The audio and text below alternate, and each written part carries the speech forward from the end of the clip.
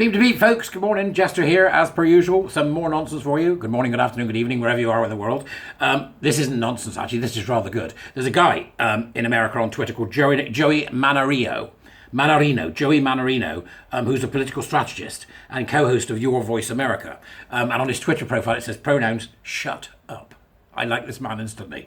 Right, so I'll put the link to Joey's Twitter down there. But not only that, he's got a great thread that he's done that I think I want to share with you because it's worth hearing them said. I think it's worth hearing them said. And he did this on the 20th of May. So now Dr. Lisa Lipman, who you may be familiar with, is one of the foremost experts on the subject of rapid onset gender dysphoria, or ROGD as it is now known. She did a survey in 2018 of 250 parents whose children presented with rapid onset gender dysphoria, and 82.8% of the subjects were girls. Complete reversal of how it was originally, It used to be all boys, now it's girls. The findings, Joey says, are mind-blowing. Thank you for this, by the way, Joey. Thank you. It's very, very good. And thank you, Lisa. The findings are mind-blowing. The average age when they announced they were transgender was 15.2 years of age. 15.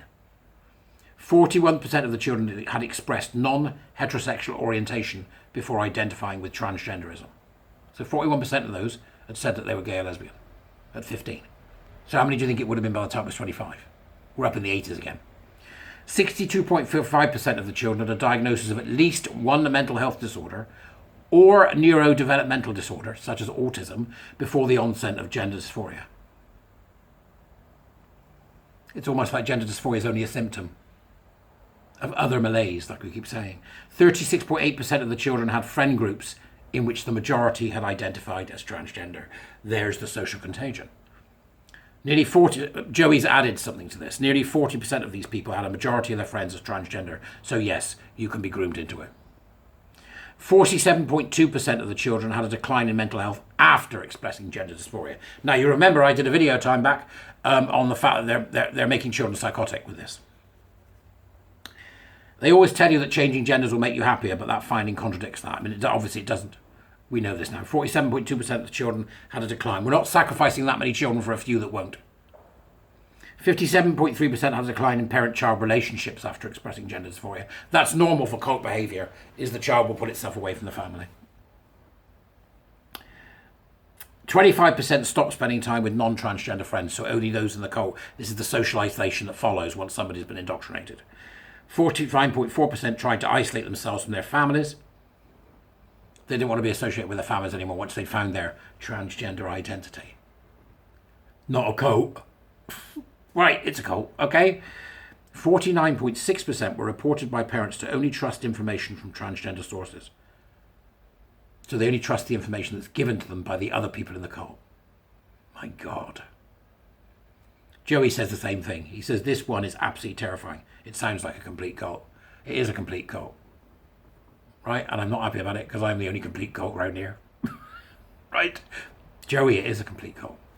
86.7% of the young people after expressing GD showed an increase in social media internet use or belonged to a friendship group in which one or multiple friends had identified as transgender within the same time frame, or both. Social contagion.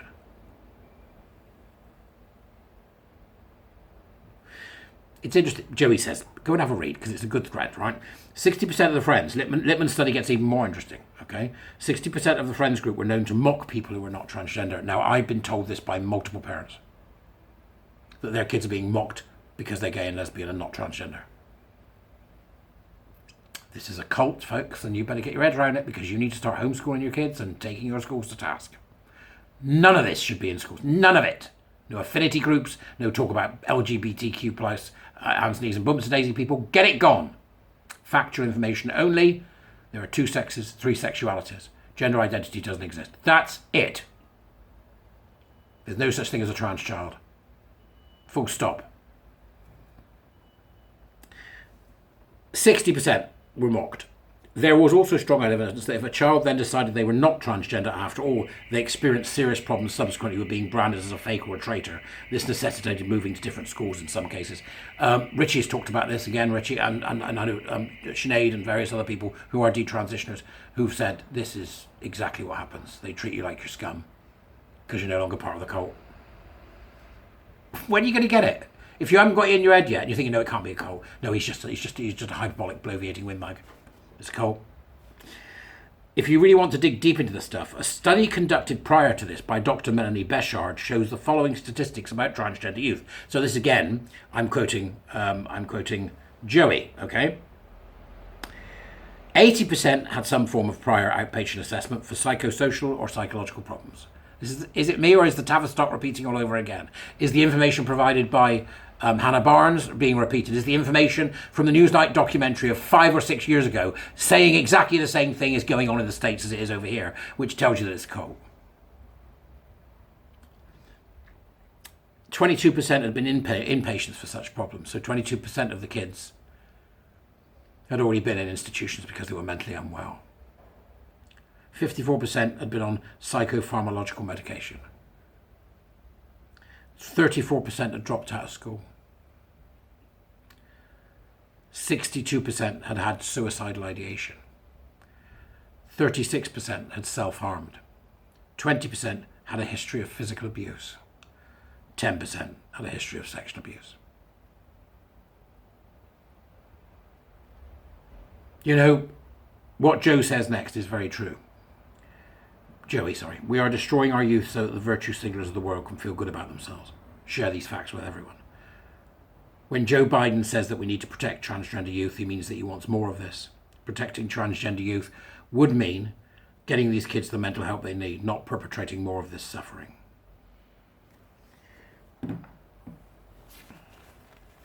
Peer pressure, an invented belief system, the susceptibility of young children who are psychologically unwell or actually drugged, or actually already on drugs, or who have a history of mental illness, those that identify as gay or lesbian, those with autism, those who've estranged from their parents and therefore may live in care, generally children who are some of the weakest in our society, and they literally are because they're children and they're unwell, are being predated upon by an industry driven by an ideological cult that is the LGBTQIA plus hands, knees and bums and daisy people, who do not represent gay and lesbian people in any way.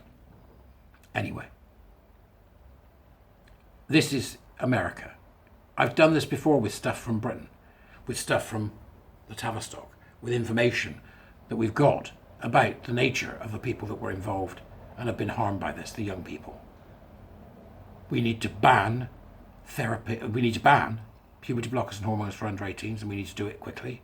We then need to ban the idea of transition for children altogether. Social transition should be seen for what it is, a dangerous, iatrogenic interference and indoctrination into a cult system. Tell me I'm wrong. I'll see you later.